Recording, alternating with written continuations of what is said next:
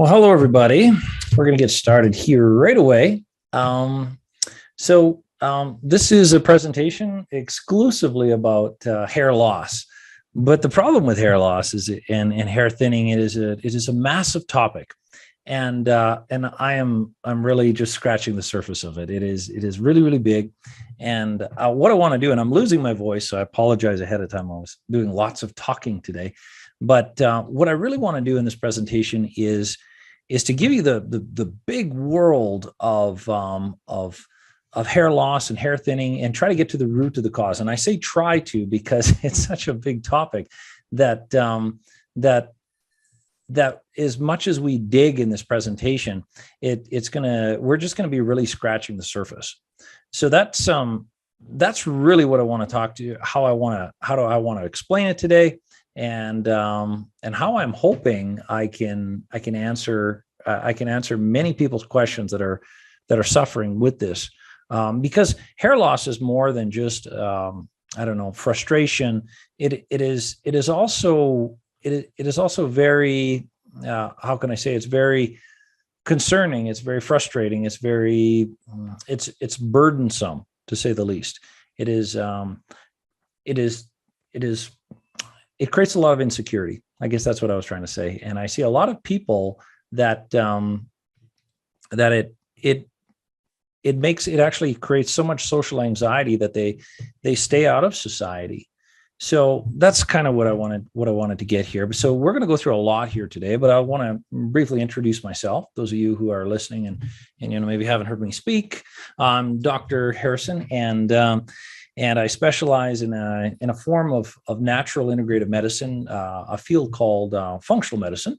And functional medicine is not a new kind of medicine by any means.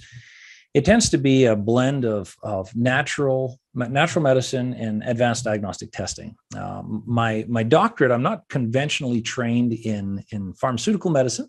My doctorate's in chiropractic, and my postgraduate certifications are in multiple fields of functional medicine. And that's really the root of it. Functional medicine, and again, functional medicine is just a blend of advanced diagnostic testing and natural medicine. So we have I always like to say it's a blend of where natural medicine meets modern day medicine, the pharmaceuticals, or I should say the lab testing. So that is a little bit of background about me and what I do in the clinic. The clinic that I'm in my clinic, it's exclusively focused on chronic illness, a lot of autoimmunity, a lot of chronic digestion, a lot of reduced metabolism and metabolic disorders. And hair loss and thinning is it's one of those things. I'd say it's probably number 4 or number 5 of the most common symptoms that we see in the clinic. So it's real, and there's a lot of it, and I get lots of questions. And the thing is about this topic, and I guess I'm going ahead here. The thing about this topic of hair loss and hair thinning is it's not simple, and so many people pursue avenues and strategies to try to correct this, and pills and potions and all these other cocktails of all sorts of things, but there's no explanation of the root cause. And what happens is that people go through life losing their hair, and they lose hope because they go to all these providers or pursue all these strategies, and no one's actually explaining to them and giving them the truth of how much work it takes and what the odds are they can get it back. But there's reasons for it. So I hope to be able to break down those reasons. So I talked a little bit about functional medicine. And really what it is, and it's, we live in this world where there's all these chronic illnesses, and it's truly just the tip of the iceberg. These underlying disorders, and a lot of these, it's kind of interesting of looking at this, a lot of these underlying disorders that cause the diseases are some of the things we're going to talk about today with hair loss. And I'm going to talk about digestive disorders and hormonal imbalances and toxicity and immune disorders, and how those contribute to hair loss. And they all have their reasons. So hopefully I can dissect that.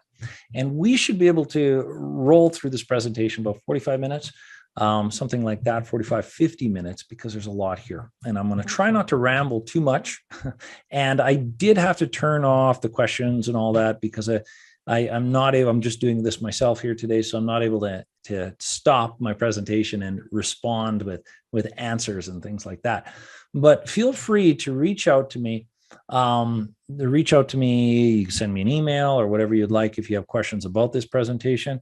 I'm going to try to put it on our YouTube channel. It takes me a while to get to all those extra things. I'll try to. It might be a couple weeks out, but it'll be on there. Okay. So I'm going to go through a little bit of an agenda so we have some structure and some order in the direction we're going here today. So first, I want to talk a little bit about why hair loss is a lot more than just hair loss. It's a lot more than aesthetics. It's a lot more than an inconvenience or frustration or an insecurity. There's way more to hair loss than this. Okay. I'm going to also talk about the different types of hair loss. There's many different kinds, and I want to be able to help you be your own diagnostician as much as I can in a 50-minute presentation. So this presentation is going to give some answers, but it's going to give a lot of questions and a lot of direction. It's impossible for me to give protocols or diagnostics as a blanket diagnostic or a blanket approach for everybody. The hair loss requires exclusively customized medicine. Otherwise, you won't even put a dent in it. And even with customized medicine, it is very, very challenging. So this is a very complex disorder for most. I'm going to also, of course, talk about the causes and contributors to hair loss. This is where the mechanisms come in. This is truly where the understanding comes from with hair loss.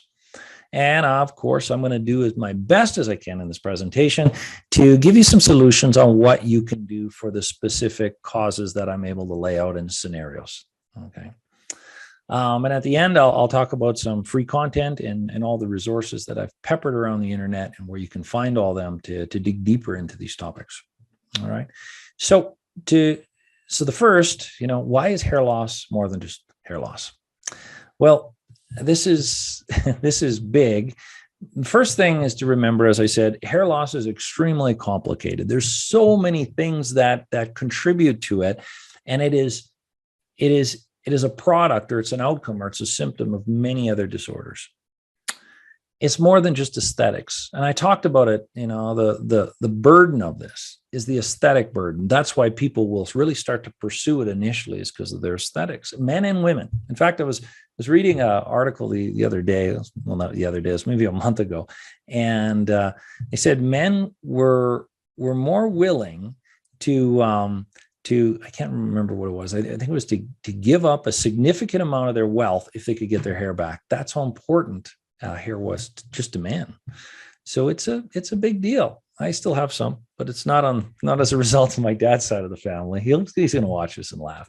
It's mostly to my mom's side. I still have hair.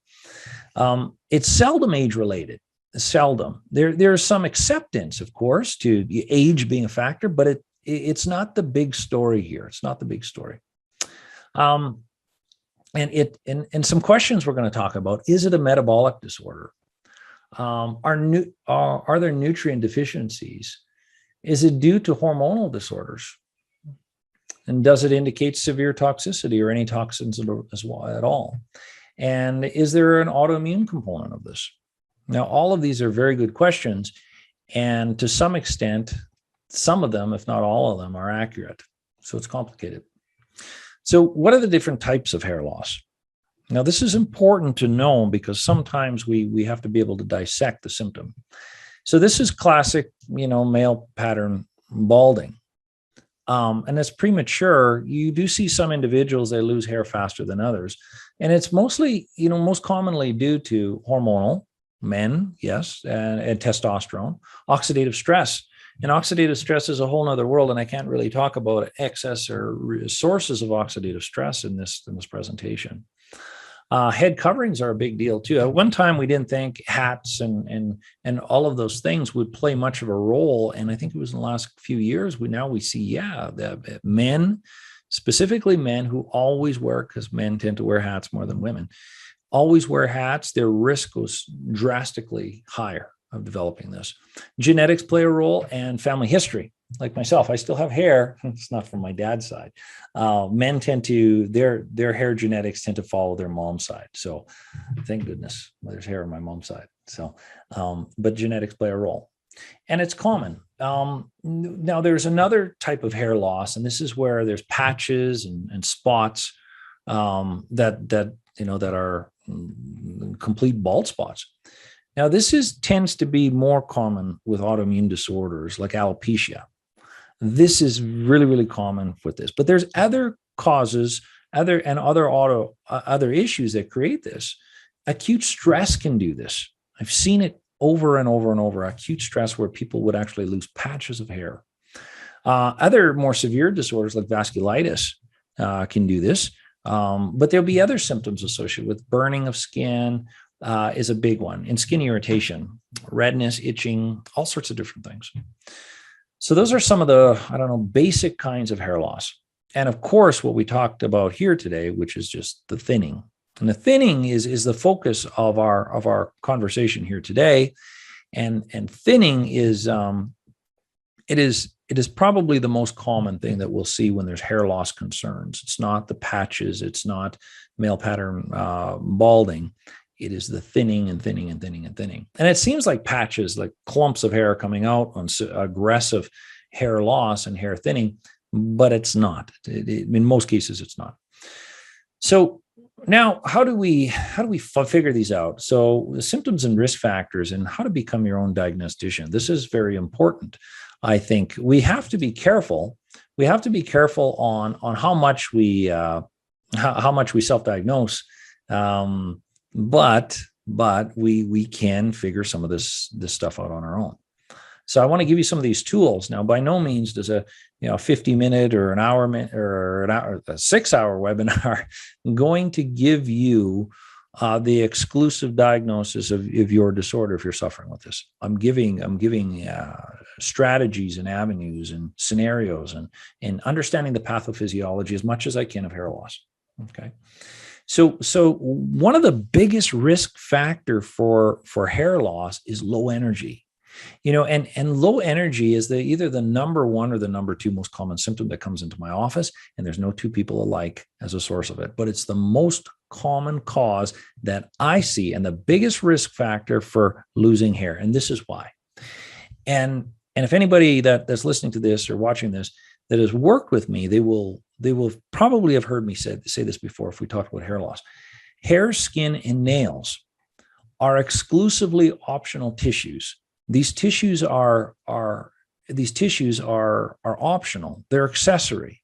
If the body is running out of energy to get through their day, to function throughout the day, the body will save those resources for essential processes.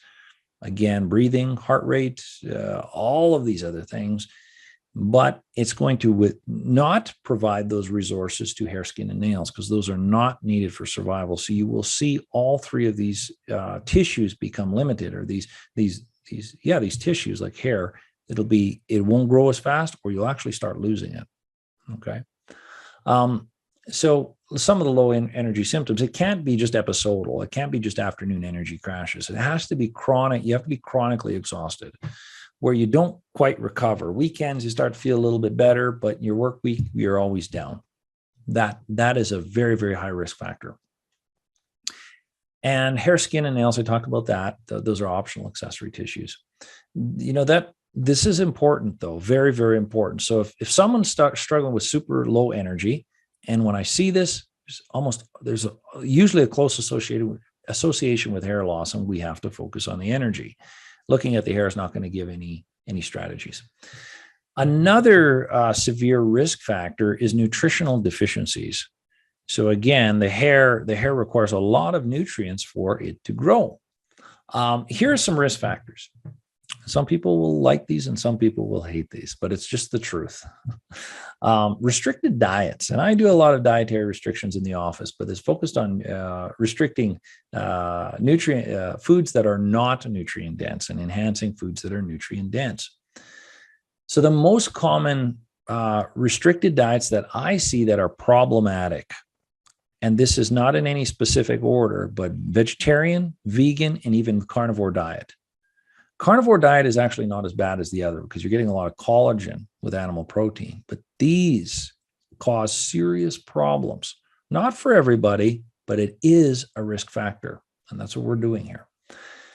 Gastrointestinal disorders is maybe one of the, if it's not the number one or the number two cause of nutritional deficiencies, because with gastrointestinal disorders, digestive disorders, you can lose, and I shouldn't say can, you will lose your nutrient status. So you can eat great nutrients and great foods, but if your digestive system's a problem, you can't get those nutrients in your bloodstream to actually provide the resources for hair and skin and nails, but for our conversation today is hair.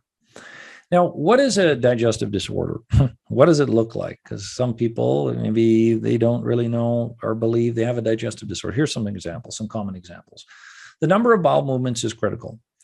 If you don't have a bowel movement, that's at least one bowel movement per day, that's considered, that's truly considered constipation. Or a feeling of not emptying, that's considered constipation, and that would be a digestive disorder.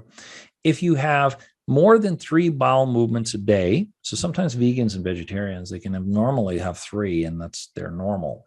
But if it's 3, I'd say if it's 3 or more a day, definitely over 3 a day, is going to be a digestive disorder. And then, of course, all the other symptoms, like indigestion and heartburn, that's a big thing. Bloating after meals is a digestive disorder. See a lot of that.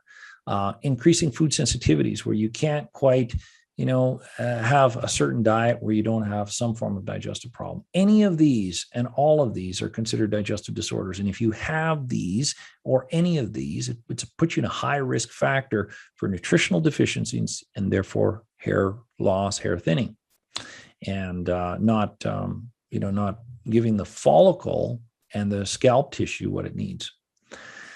Skin disorders are also a risk factor or a symptom of really a symptom of nutritional deficiencies.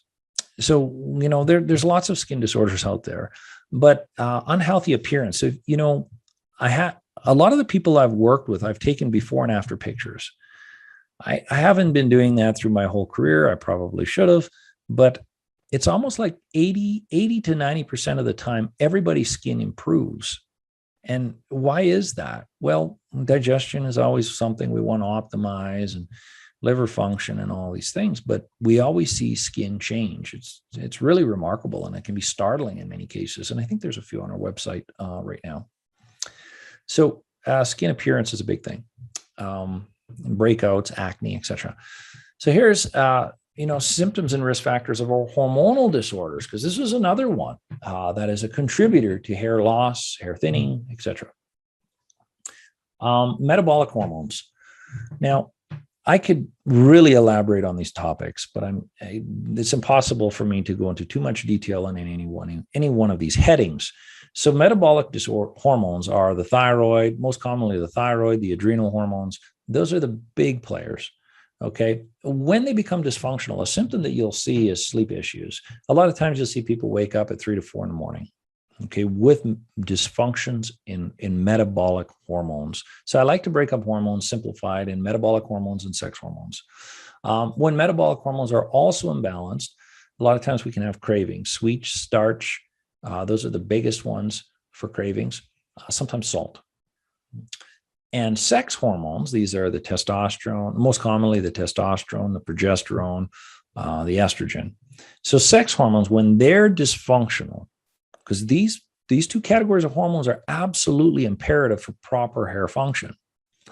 We'll see a lot of fertility problems, of course, and that's an indicator of sex hormone dysfunction, which can contribute to hair loss. Low libido is a big, big one with sex hormone and also metabolic hormone. PMS symptoms. And for females, a classic indicator of hormonal problem is male pattern hair growth. In younger menstruating females, it's almost always going to be closely tied with polycystic ovarian syndrome. And postmenopausal, it tends to be higher levels of testosterone, which is an interesting thing because estrogen can actually convert into testosterone with enough stress. So these are some symptoms of both sex hormone dysfunction and metabolic hormone dysfunction. If you have any of these, it's another risk factor for, hair thinning. Again, this is a massive topic. Another common disorder associated with hair thinning is toxicity. So toxicity can show up in many ways. Skin disorders, naturally you'll see acne, you'll see jaundice. This is yellowing of the eyes and skin. This is a liver, can't flush the stuff out of the body. You'll see people who have detox issues. And what do those look like? Well, of course, everything above the acne, the jaundice, but you'll also see people who are definitely have detox issues is the inability to sweat and perspire.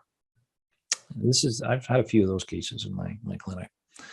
And low metabolism. So anybody who has an energy problem, they will always end up with a toxic problem because detox pathways, skin and liver and all that require energy to be able to do their job. So the liver does require energy. So anytime there's someone that has low energy long enough, they will have toxicity issues. Now, toxicity, I'll elaborate a little bit more on toxicity, on how it creates this problem. I want to get farther into our topics today and explain the how of it, not just symptoms and risk factors.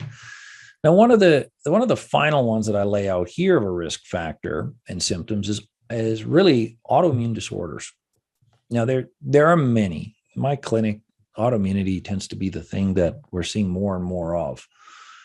But if you have one autoimmune disorder, there's over a 50% chance you'll have another one. And I have two autoimmune disorders, and I found out I had one, and then I started to screen a little bit more. I found I had another one. I have a thyroid autoimmune disorder, and I have a platelet autoimmune disorder. So far, I've been managing them at the time of this video, still with lifestyle, and I caught it early enough. But autoimmunity and immune disorders play closely in with hair loss. One of the most common ones are something that you'll see scalp irritation and burning.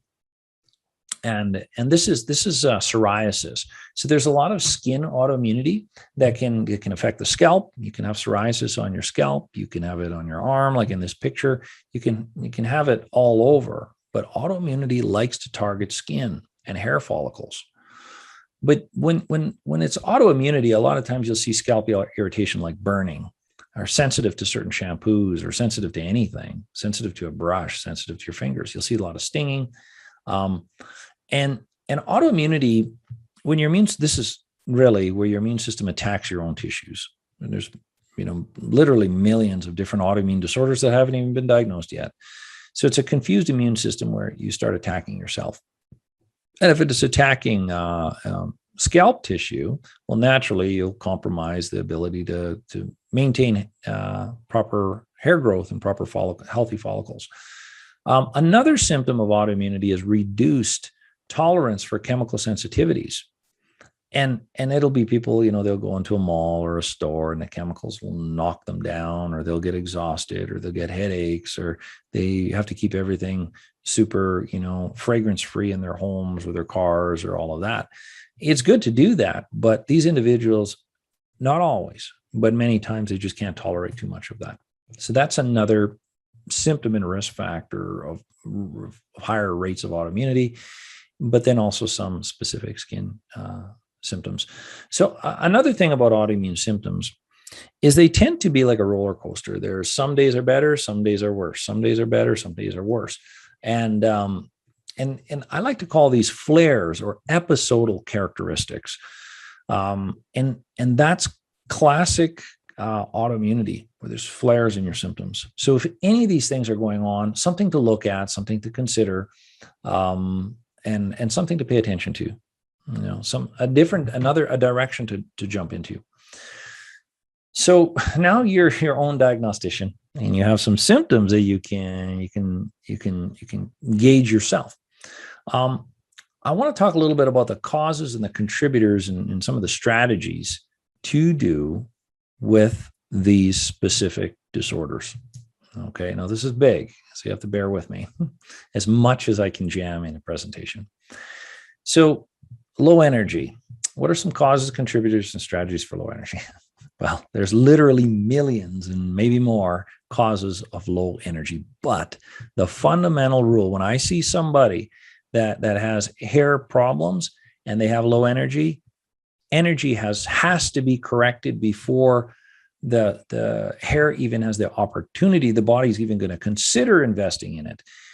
And the downside of this, well, there's lots of downsides, but a big thing with this, if the follicle has not been producing hair, has not been stimulated long enough, your body hasn't stimulated the follicle to produce hair. If that follicle has been dormant for long enough, it'll die. And unfortunately, that follicle won't grow hair ever again. So that's when we lose hair. It's definitely a rush to try to get the health of the skin and the follicle back on track as much as we can, as fast as we can. Okay. So, that's the cold hard truth of that. So there's lots of causes, and we can't just think, okay, this is for low energy. I'll give a couple strategies here, some blanket strategies. I think I mentioned it's the number one or the number two most common health concern in my clinic. And the thing about low energy is always the final outcome of chronic illness. Always, always, always, always, always. So we really got to be careful if we're struggling with energy, and we got to do everything to get our energy back. And like most people, we have to, if we notice energy slumps and we know why we're having an energy slump throughout the day and we've corrected it, do not back off. Do not, lift your foot off the gas, and keep doing what you need to do to stay and amplify your energy, because energy does not increase with age. So lifestyle is the only thing. That's one of many things the pharmaceutical model can't correct, is low energy. There's just no hope for it. So you got to do everything you can, and you need proper diagnosis. There's many millions of causes of low energy. So you need thorough diagnostics. You need to find a doctor that specializes in integrative medicine, functional medicine, that's going to look at absolutely everything. Because pharmaceuticals are not enough, and just foods in many cases are not enough. You need somebody to comb through your blood work. No pun intended, comb. There are some supplements that I like to use. I have to be careful with this, but I know people that are listening to this and watching this are like, okay, what is the nutrient? What is the magic pill? Well, there isn't. There are some things that can kind of give you a little bit of a shortcut and kind of give you a little bit of an energy boost, but it's not going to correct the underlying disorders of energy problems. I use these as a stepping stone in my clients. There's some products from Apex Energetics, and you can find all these on our website. Adrenostim and Adaptocrin. I can't get into how to use these, but I do have videos on our website, which I'll talk about at the end, that you can learn how to use these on the website. These are all practitioner exclusive supplements. They're very potent. You have to respect them. They can cause problems. Okay. But you can get them through our website. Just please respect them. Orthomolecular, there's a product called Mitocore. It's designed to do everything it can to enhance your mitochondrial, not production, but performance. Mitochondria is the energy producing organelle inside your cells. It can be pretty helpful for a lot of people, but again, it's not correcting the root cause of it. It's a stepping stone. Okay. So I really want to be clear. There's no magic pill. Okay. So that is, so some strategies and causes and contributors for nutrient deficiencies. So some of the causes are, he talked about restricted diets and vegan, vegetarian, carnivore. So you've got to be careful with those. Digestive disorders, I talked about these symptoms. They've got to be corrected. They've got to be corrected. And any other gastrointestinal diagnosis, celiac, Crohn's, ulcerative colitis, IBS, SIBO, any of these things, they've got to be corrected. And like I said, if we have over 3 bowel movements, or that arrow should be the other way, or less than 1 bowel movement per day, those are also indicators. And abdominal pain, we should never have abdominal pain after we eat, before we eat, and we should never get our abdominal pain. Should never have it, but if it goes away after a bowel movement, there's a GI problem. Reduced blood flow is one of the things I never touched on too much. The scalp requires a mountain of blood.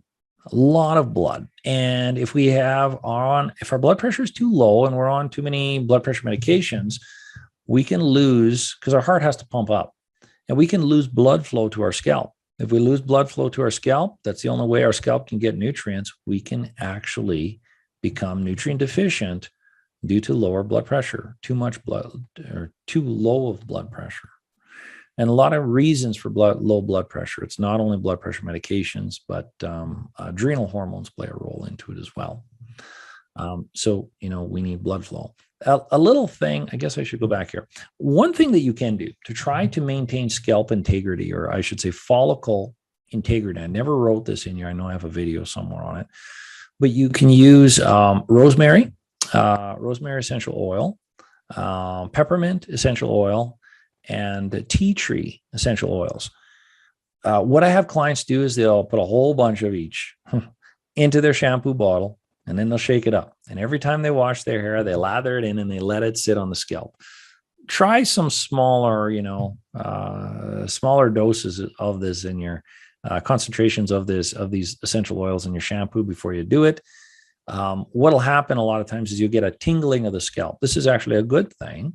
It's promoting blood flow to the scalp, and you can keep the hair follicle stimulated while all your lifestyle efforts, or the doctor you're working with, to try to get the stimulation to the follicle. So trying to keep it alive. So there's some essential oil strategies.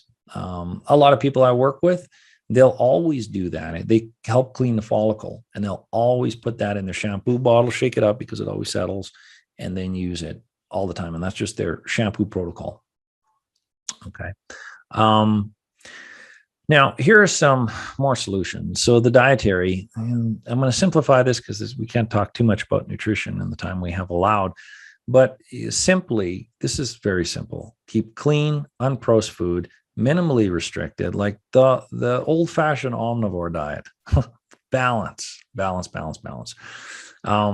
Eliminate any processed foods, simple carbohydrates, processed sugars.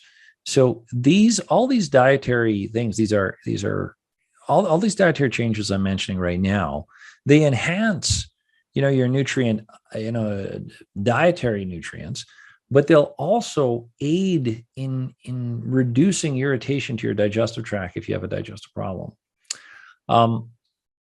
Now, some more solutions. This is more specific on digestion. It is a complex thing. It's specific to symptoms. And something you can do is you can always test for allergies and sensitivities, and you can order these things right off our website. Very important. Foods do cause problems, and testing for allergies and sensitivities can be a good starting point. Also, there's mountains of resources on our YouTube channel, the clinic's YouTube channel. If there's bloating or gas that you're suffering with, abdominal distension, there's a masterclass on how to get rid of abdominal bloating and digestive distress or digestive bloating. It's just like this one, but it's up there. If there's heartburn and indigestion, I have a masterclass on that where we get into specific details for these problems. It's impossible for us to do it all here today, but there's a masterclass on how to get rid of heartburn and indigestion. A lot of information in these and a lot of specific solutions. Some of my favorite nutrients for this story, for specific nutrients, if you will, zinc, copper. Now, that's something very important to know. If you take too much zinc, you reduce your amount of copper in your body. And if you take too much copper, you reduce your amount of zinc in your body. So the best products have zinc and copper together. We have products. You can email us and ask us which we'd recommend. We have products and recommendations we can send your way. So there should be both in. You shouldn't just take zinc and you shouldn't just take copper because you'll throw off the balance. But these are essential nutrients for hair growth. Also essential fatty acids. So there are some essential fats that you need. There's cocktails there's supplements, there's nutrients you can purchase that are just these. B complex, but not all B complexes are the same. Make sure the B complex is going to definitely have biotin. I've seen B complexes that don't have biotin in it.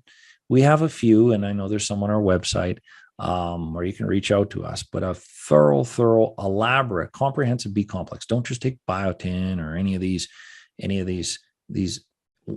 individual B vitamins, because these B vitamins don't come in individuals in nature. And we're always trying to replicate what we'll find in nature, because that's how our body is able to absorb these things. Collagen supplementation can be helpful, but again, all of these nutrients are useless if you have digestive problems. They really are. So fix the gas tank first, the holding facility, and then start topping up with nutrients. Ferritin, or Fe, iron, not ferritin. Iron, that's Fe, that is necessary for hair growth. You have to have enough iron, but be careful. Don't just take iron to take iron. Too much iron, it can cause digestive distress and actually cause bacterial infections in your digestive tract. So I never prescribe iron to anybody until I know if they need it. This is very important to know. And omegas, don't go with the vegan sources of omegas. They just don't do what true fish omegas do. But you got to have these oils. They're very, very powerful. Funny note, I always feed my dog lots of fish oil, and because he has some issues as well. He's 11 now, and his coat always stays shiny. Yeah. And his hide, his skin is a lot healthier because of it. So these tissues, like hair and scalp, they need these fats. They need these high quality fats. So there's some strategies or solutions there. So now the world of hormonal imbalances, some causes, contributors, and strategies for hormonal imbalance. This is big. This is a big topic. Imbalances are the biggest thing, not low or high, but relative comparison, so high or low, how they compete against one another. So estrogen versus testosterone, these are antagonistic hormones. They fight each other, and which is normal. That maintains the balance. So we got to be careful not just to say, oh, my testosterone is low or my estrogen is high. How are these related? Related is the biggest thing. So estrogen, kind of works against testosterone, and estrogen also works against progesterone. So you need these balances corrected. Some causes of hormonal imbalances are hormone replacement therapy. Now, there is a place for them, but not nearly as much as they're being prescribed.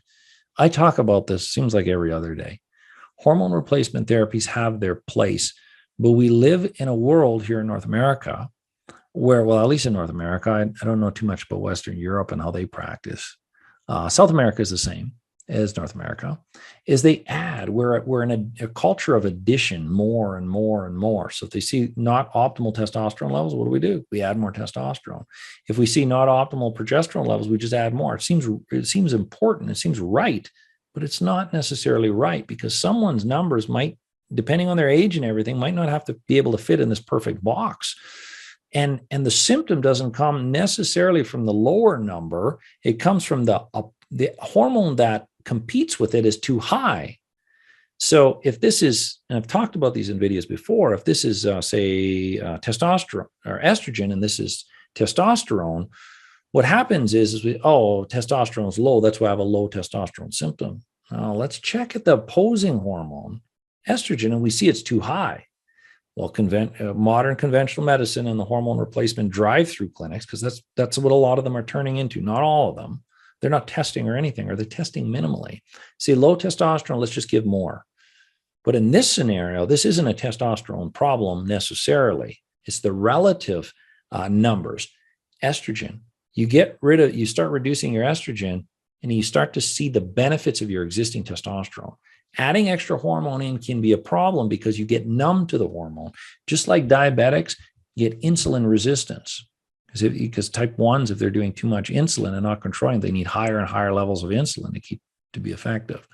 So we have to be careful. I have so many cases that have all sorts of hormonal problems due to hormone replacement therapy that is done maybe a little bit more recklessly, but there is a place for it.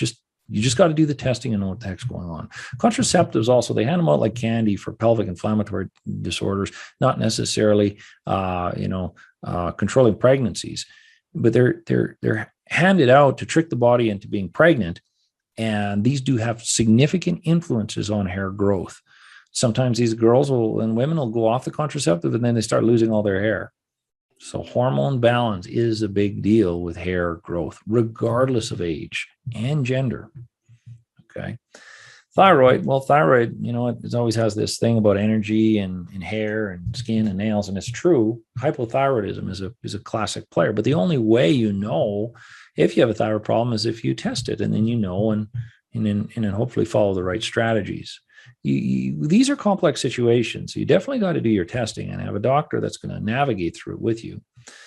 Adrenal fatigue and insufficiency, these are more another metabolic hormone. These play a role into it because the adrenal glands make things like DHEA, which influence testosterone and naturally indirectly influence estrogen. The adrenals also make some estrogen. So, it's not just ovaries in women that make estrogen, the adrenal glands do as well. So, these have to be running. If there is adrenal fatigue and insufficiency, these individuals are going to be tired, naturally exhausted, and that can be the contributor of hair thinning. So these are more mechanisms of things that are going to create direct hair problems, but also indirect through creating low energy. And the inability to clear and detox old hormone. So there's 3 rules of hormone.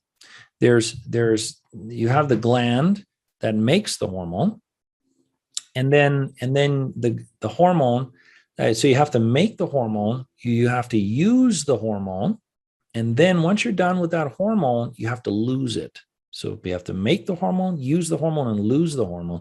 Making the hormone usually isn't a problem. Ovaries, testes, and all the other thyroid usually isn't. Sometimes it is. Using the hormone usually isn't a problem, but getting rid of it is a problem. And if this old hormone builds up in the body, it makes us resistant to the hormone, and then it causes problems. So and this is a detox. It's the liver which gets that excess hormone out of the body. So some strategies. Well, naturally, I said diagnostic testing. Do not guess with this stuff. Work with a functional medicine integrative doctor. Those are going to be the only ones who are going to look at all the pieces with these complex disorders. And don't underestimate, I keep talking about functional medicine integrative doctors. The best approach is not only the natural, but also considering the medical. And a good doctor is going to be a good natural doctor is going to be the bridge between natural medicine and pharmaceutical medicine, or with your medical provider. Because dermatologists with some of these skin disorders can go a long way, like scalp issues and autoimmune scalp disorders. It's going to be pharmaceutical, and it's not the whole story, but it's a start, or it's part of the story. Okay, so I don't want to dismiss medical intervention for some of these things, because there's a place for it as well. I have a video that really elaborates on a lot more of what I talked about. If hormonal imbalances seem like it's something that you might be struggling with, or might be the thing that you need to go into, depending on what you know about your body. And it's called Understanding Hormones and Hormonal Imbalance. It's a masterclass. It's uploaded to our YouTube channel, so it's free. I'll show you where those are after this presentation. But I get into all of this. Some supplements, some of the favorite supplements, if there ever was. So any nutrition should be specific to the problem. So bear with me. I'm trying to give blanket strategies here as much as we can. Hormone Protect by Zymogen is a great supplement. What it does is it helps flush out excess hormones. Okay. And FemQuil is a great one to help help try to balance specifically female hormones. These are both very, very good. They have different applications. So, these are powerful though as well. So we've got to be careful with them. If anybody has any PMS symptoms, FemQuil is what you're going to want to use. Or if sometimes, and if anybody has any, they're trying to clear hormone out of the body, or estrogen dominance, or all of these things, Hormone Protect is what you're going to want to use. Both of these, the FemQuil is definitely only for females. The Hormone Protect could be used for men if they have symptoms of low testosterone, and it's usually going to be estrogen. You can use Hormone Protect, try to get rid of that estrogen. So toxicity, this is another big one. This is a very vague topic, or very concept. So you got to be, it's hard to know if you're toxic. I talked about a few things. Some of the major causes are processed foods, environmental exposure. Golf courses is one of the most toxic places in the city, believe it, because of all the chemical in the environment. And there's no such thing as an organic golf course. Also, environment could be the result of working in agriculture. There's so many chemicals and, major, big agricultural operations. Pharmaceuticals, recreational drugs, and alcohol are also major causes of toxicity. This is just the reality of it. And our livers work so hard. Low energy, I talked about this before. If we don't have enough energy, we can't, our liver doesn't have the energy to clean out the body. Excess weight is a big thing of toxicity. Most problematic toxins are fat soluble, and they sit in our fat tissue. The more fat tissue we hold on to, the more toxins we hold on to. So it's One of the higher level and the most aggressive measures are the best indicators of success with getting rid of toxins is not only getting the skin to clear up, getting the person to feel better, but also getting weight down. And the more aggressive the strategy, and some weight cases are really, really tough. So I don't want to make this sound simple. It takes months of diagnostic work and discipline. Leaky gut and other gastrointestinal disorders. I talk about leaky gut if you haven't heard about it. Intestinal permeability. Can't get into all of that today, but we have videos on it. There's a masterclass on digestive disorders. But anytime you have these digestive problems, these toxins don't necessarily just leave the body and they start to flush and to leak into the bloodstream. So the toxins get into the blood and then you end up with more toxicity. Now there's also a form of toxicity that isn't necessarily just in your body. Well, I guess it reflects it. But hormones are made by whatever tissue that they're coming from specifically, and they go to, say, the scalp tissue, and then they have to push a receptor button on the scalp tissue for the hormone to activate the scalp tissue to make hair. Sometimes a hormonal disorder is due to a toxin, where a toxin comes in and steps in the middle and blocks the hormone's ability to get to the scalp tissue to turn it on. So toxicity can block you might have great hormones, but it could be a toxin where your hormone is not doing its job. So this is kind of a little bit more of a in-depth or complex issue, but we do see it.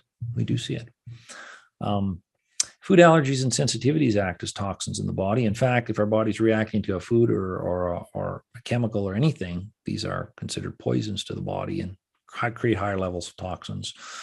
And poor detoxification function. So again, liver and skin are the two big ones. Gallbladder is another one to aid in detoxification. If there's a low energy or anything else that the liver is busy with, like leaky gut and digestive issues, toxins start to climb in the body. And then it will play into hair.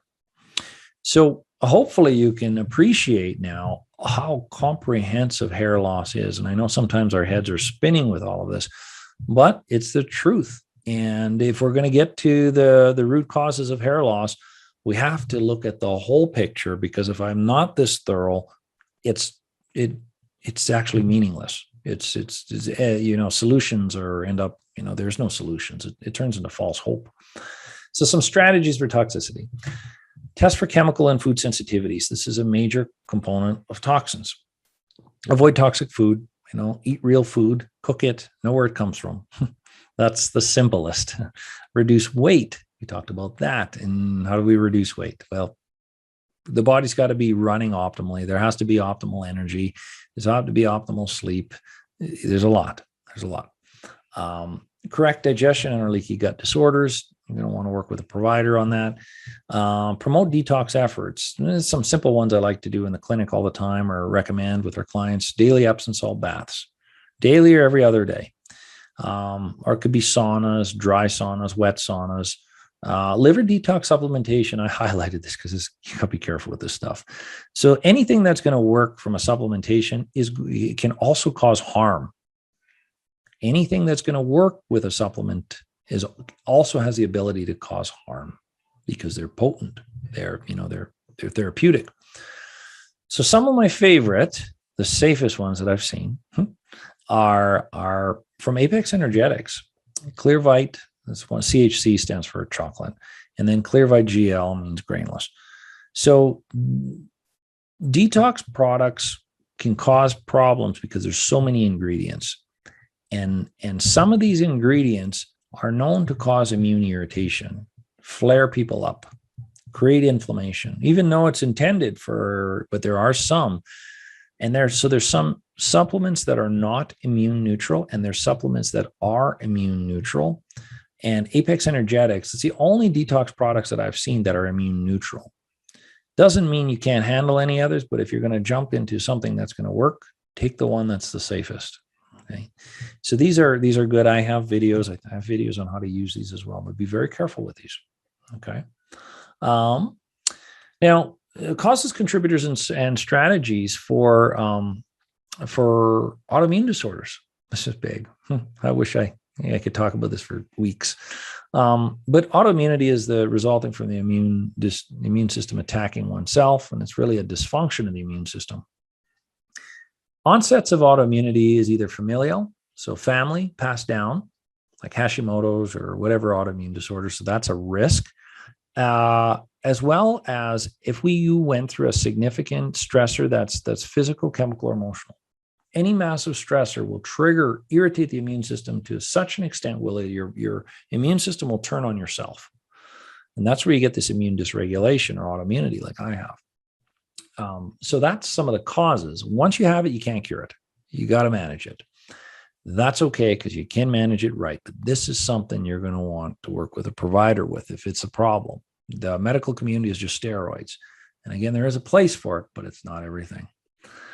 I highly recommend if you have autoimmune disorders, diagnosed autoimmune disorders, there's a webinar on our website. It's an autoimmune workshop.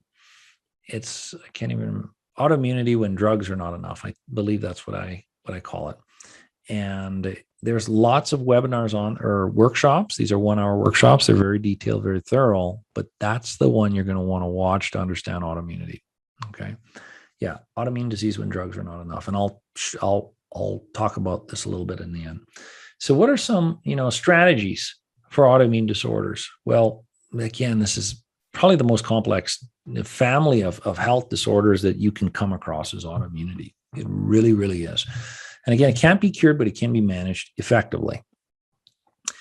I say, I'm an advocate of people knowing how to take care of themselves. When I work in my clinic, everybody I work with, my goal, and I'll only take them on as a client if their goal is to be health independent. Believe it or not necessarily everybody wants to do things on their own forever.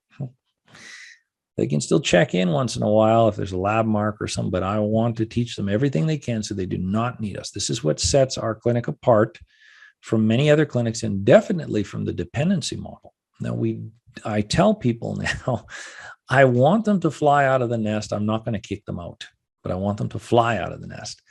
And, but, when we have something as comprehensive as autoimmunity, you're going to want to find yourself somebody that's going to look at more than just drugs. So functional medicine, integrative provider, somebody who's well-versed in autoimmune disorders.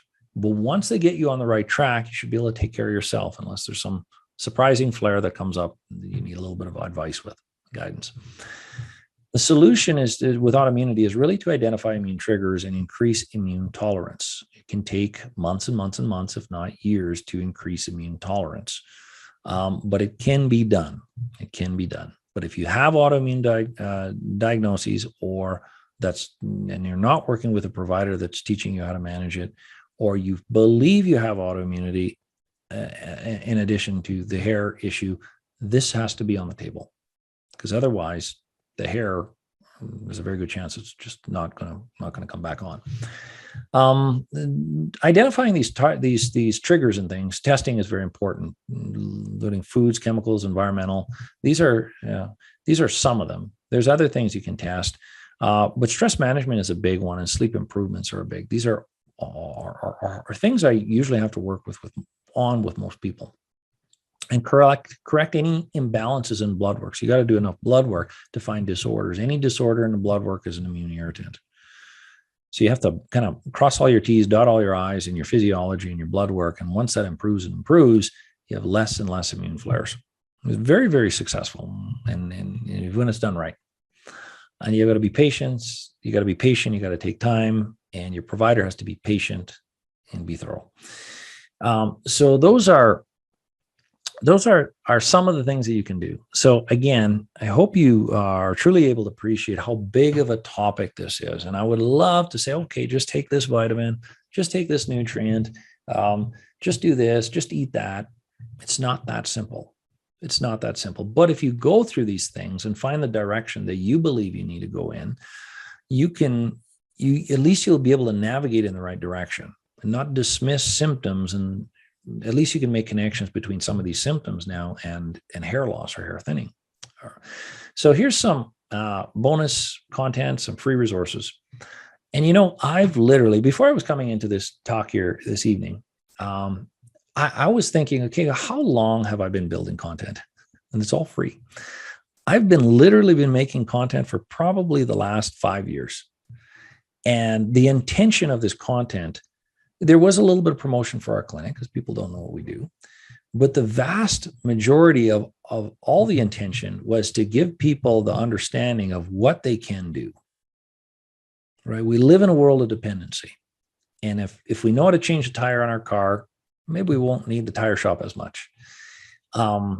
Then maybe we just don't want to change our tires and we get the mechanic to do it. But something like our health, we shouldn't have to become dependent only in emergencies.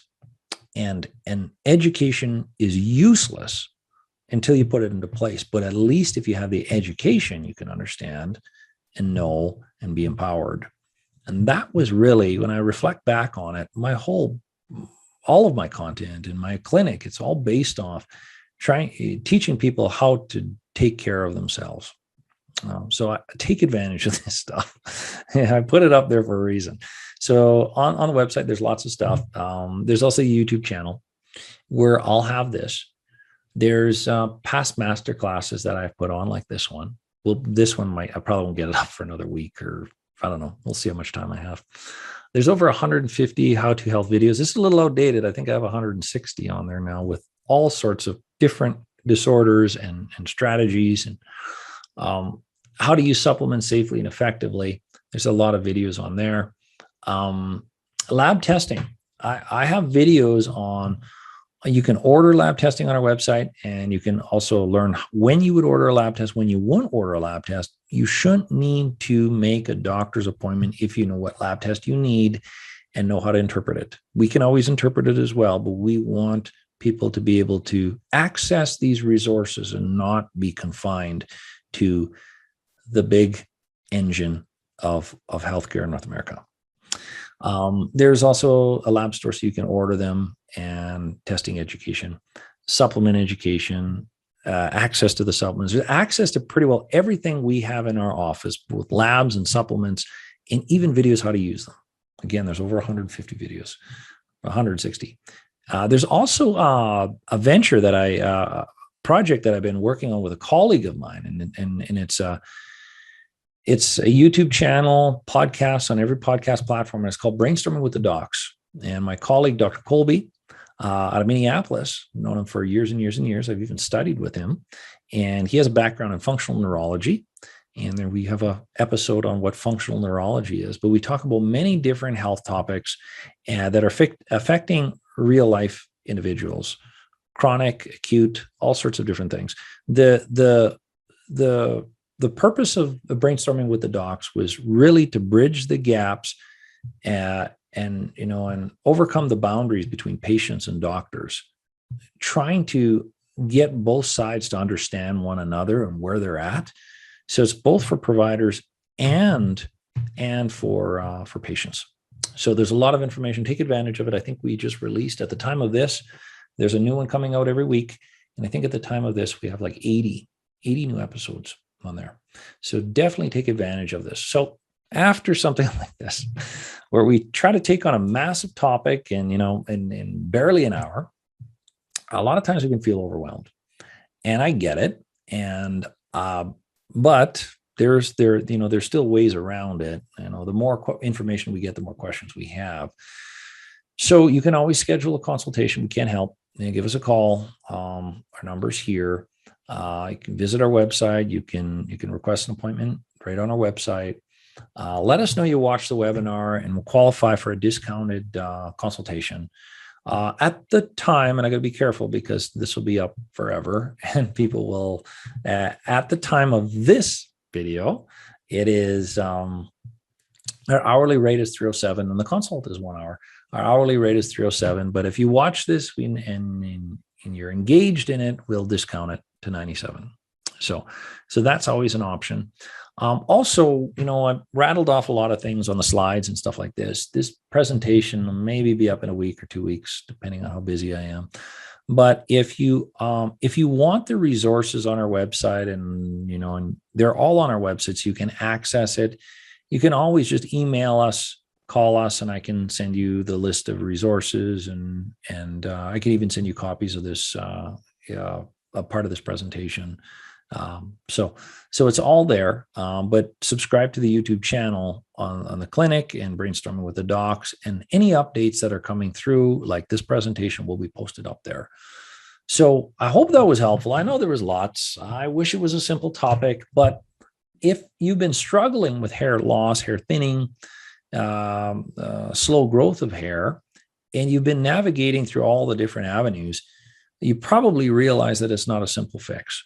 And I'm hoping this presentation was able to expand the understanding of the causes of hair loss, to not simplify it too much, to not bring it down to something very, very tiny or simple, because hair loss and hair thinning isn't, but it is an underlying indicator of some other issue in most cases. So there is hope for it, but I also will say that hair loss is tough. Some cases are tough, but we see some of the craziest cases in the country. We have people flying in for their appointments now. So hair loss is difficult. And it's difficult because there's so much involved in it. We have many success stories on hair as well, but there are some very, very tough ones. But we do see some crazy things, so very severe cases. So anyway, I hope this was helpful. I'm glad you joined us, and feel free to reach out with questions. And I look forward to talking to you next day, where we can hopefully answer the why to some other health-related questions. And next month, we can have another masterclass. Anyway, take care.